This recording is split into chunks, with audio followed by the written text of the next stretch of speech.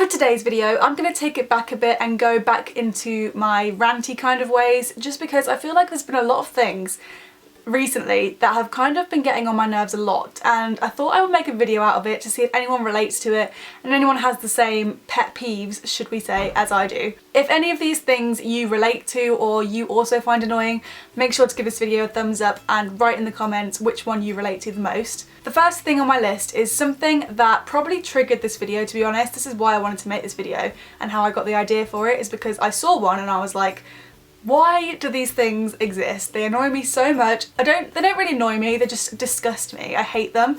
And that is toilet brushes. First of all, their purpose is to scrape shit off the side of a toilet bowl. And that in itself is so disturbing.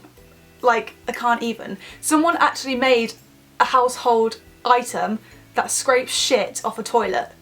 And if you kind of comprehend that fact, you gotta question that person's, you know, life choices a little bit. The reason why I thought about this and wanted to put it in a video is because I went into a toilet cubicle one day, and it was a really nice toilet cubicle, quite clean, but the only thing is that the toilet brush was like exposed. It was dirty, it had poo all over it, and I was just like, this is absolutely ruining my experience in this cubicle, which is completely nice otherwise. And I couldn't get it out of my head that there was just like a poo infested piece of plastic with bristles on it just there while I tried to enjoy my time on the loo. I just think they're so unhygienic and weird, and I just don't like them, and we don't have one in our house. I think I don't like them so much because my mum doesn't like them either, so we've never had one in our house, so that when I see one I'm like, ah, you've got one of those.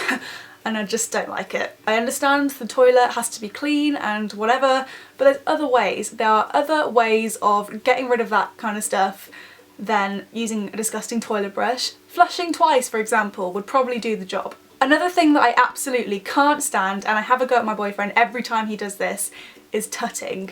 I hate it when people tut. It honestly is like nails on a chalkboard for me. I like, whenever anyone does it near me, I just go all like, I cringe. It's horrible. I hate it. I think I hate it because it's so like patronising, and like the meaning behind a tut is just like disapproval, and I just hate it. I absolutely hate tutting, and I always have and I always will. No, don't ever tut near me. I can't help it, honestly. If someone tuts near me, I'm just like, and I have to really compose myself because I can't stand it. The next one I think I am actually alone in because it's a really weird thing to dislike, and that's Velcro. You know how some people have like a phobia of cotton wool or feet, or they've got like really weird phobias that don't really make a lot of sense to most people? Well, mine is Velcro. Two things about Velcro in particular really get to me, and that is when you are pulling it apart, so two pieces of Velcro, I'm like cringing at the thought of it. I hate it. And the second thing is when things get stuck to Velcro that isn't Velcro. Like, it attracts other materials and then that's stuck to the Velcro. I really hate it. I think it's a combination of the texture, the sound, like the feel of it. I've got it on my my trainers, my shoes, and I hate doing them up, to be quite honest, and every time I open my laptop case I want to kill myself. Please let me know if you think that way about Velcro too and it's not just me, because I feel like I am really alone in this. The next one I feel like people might not agree with and they might have a go at me about it, but I really don't like personalised number plates. And this isn't all personalised number plates. I actually don't mind the ones that are kind of like 4 and then 3 like number plates are supposed to be. But the ones that I don't like are like people's names with like X's and like just, you know, really tacky number plates. And I don't see the point in them and I just don't like them. So no offence if you've got one, but personal preference, you know. Staying on the topic of cars, another thing that really gets to me are baby on board stickers. And to be honest, the actual baby on board stickers are okay because they do serve a real purpose. They let like emergency services know that there's a baby in the car if, you know, they are trying to get people out of the car in an accident. But the ones that I don't like are the ones that are like princess on board, or little prince on board, or granny and granddad on board, or pug on board. Like, no, stop it. Like, it's embarrassing. It's actually embarrassing. I feel like it annoys me because people are like bragging about the fact they've got a child or a pug. Like, I don't care if you have a child. well done, you reproduced. Like, that's what we are literally designed to do. That's why we're here. Well done. The next one I feel like everyone is going to relate to, and that is voicemail messages. There are some people in your life that don't grasp why voicemail messages might annoy you. For example, probably your parents, because I know that my parents do it. They leave me voicemails. In particular, my mum, she leaves me a voicemail every time she rings and I miss her call.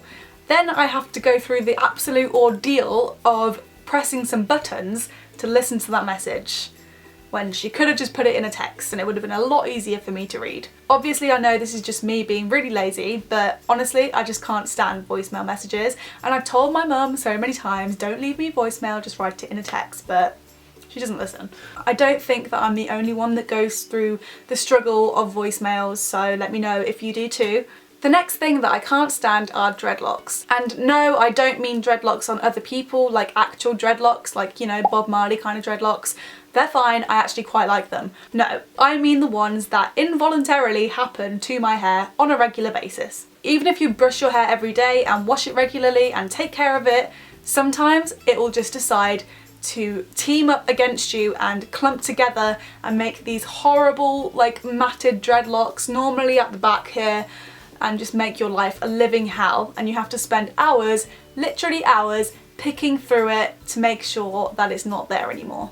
Like, what is that about? I spend so much time trying to get my hair all nice and soft as I can, but no, this is how it repays me. It normally happens like on a night out where you kind of are moving around a lot and you don't have time to brush it or whatever, and that's when the evil happens. The last thing that I hate is something that might be a bit more deep and less, you know, random. I don't like the fact that schools nowadays, in the UK anyway, don't teach you anything about what you need to know in everyday life or like current affairs. I think you should at least get more of a choice at school. Like, I don't know why everyone has to take part in like football when they know that they hate football. Like, this was me at school. I hated football, but they made me go out on a pitch and like kick a ball around in the freezing cold, even though I knew it was something that I didn't want to do from a very, very, very, very young age. But still, I was forced to do it when I could have been learning about other things, like what political party I might have wanted to, you know, follow. For example, if you have a child who like excels in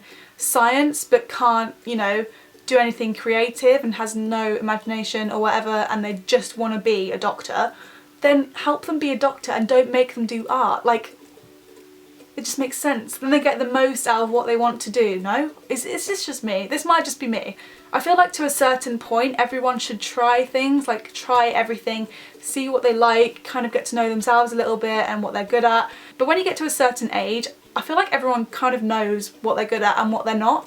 Some people are good at everything and good for them, but most people are good at a few select things and have weaknesses in other areas. I know that I did. But the main thing is learning about things that are happening today in the world. I feel like a lot of schools like focus on the past and like history and, you know, all that stuff, but they should really be focusing on the present a lot more. Like politics and finance and what's going to happen to you once you leave school and are independent and what you need to know and all this stuff. Like, even like travelling, I feel like schools should like encourage travel and like what is happening in different cultures a bit more. If like the young people of today knew about, you know, the threat to the planet, like fracking and, you know, greenhouse gases and climate change and all that stuff, and, you know, nuclear war and stuff like that, I feel like a lot of people don't actually know. I don't know. I only found out like recently, like in the last couple of years, about all this stuff, and I just had no idea about it before because I didn't learn it at school and I should have done. I told you this would get deep. All of these things, by the way, are just my opinion, so please don't get offended or anything like that. It's honestly just a personal preference. I'm sure everyone has their personal preferences on things. I'm just voicing mine to the internet. So that's it for this video. I hope you enjoyed it. I feel like it was a bit of a downer, so I'm sorry if I've just gone on a massive rant and you're just a bit like, this girl is a bitch. But if you did enjoy it, make sure to give it a thumbs up and let me know in the comments what you thought or what you can relate to. If you haven't already and you would like to, please make sure to subscribe to my channel so that you are aware of whenever I post a new video in the future. Thank you so much for watching, and I will see you in my next video. Goodbye. In this photo, I seem to have misplaced about 90% of my facial features. I've lost my nose, my lips and half my eyebrows, but At least my eyes look good, right? That's all that mattered back in the day.